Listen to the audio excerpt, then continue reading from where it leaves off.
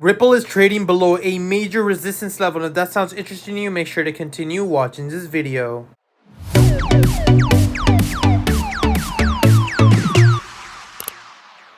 Hey guys, Pingu Charts here. Welcome back to another Ripple analysis. As always, if you do enjoy my content, make sure to hit that like and subscribe button. Now we can see a beautiful BART formation on Ripple play out. And as you guys know from yesterday's video, I mentioned that we are looking for a retest of this resistance level, acting as a good area for a short position.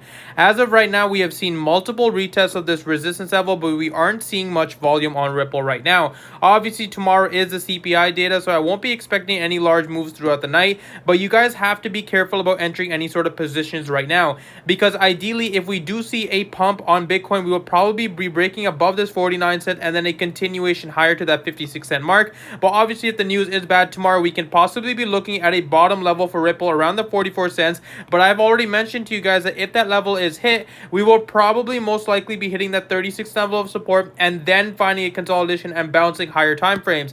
Ideally that would be the best long position you can possibly go for, but over right now on Ripple, entering in this position and this consolidation would pretty much just be suicide. Ideally we want to be focusing more on a good resistance level to either short or a good support level to actually go long.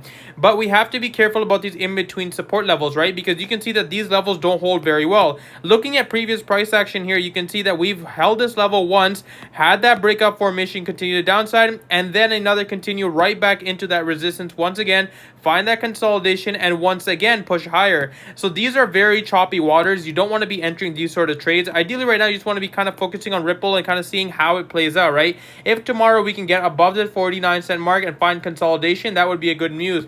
But you guys have to be very careful, right?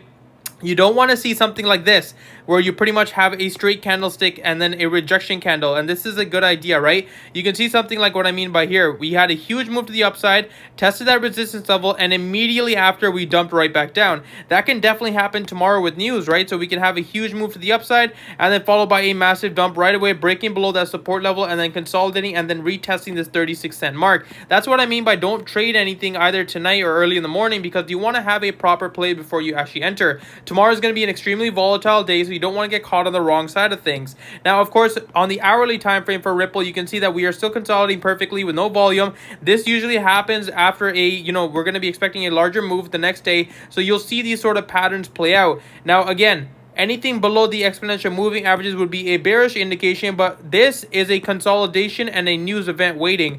You usually don't see something this tight, as you guys can see, and right now volume is pretty much down. So we want to be focusing again tomorrow. Look for that entry. If we're above that 49 cent, look for that long entry, and if we do break below that 47 cents, we're going to be looking for a short entry. That's just a quick update for you guys on Ripple. As always, if you do enjoy my content, make sure to hit that like and subscribe button, and I hope you guys have a wonderful day.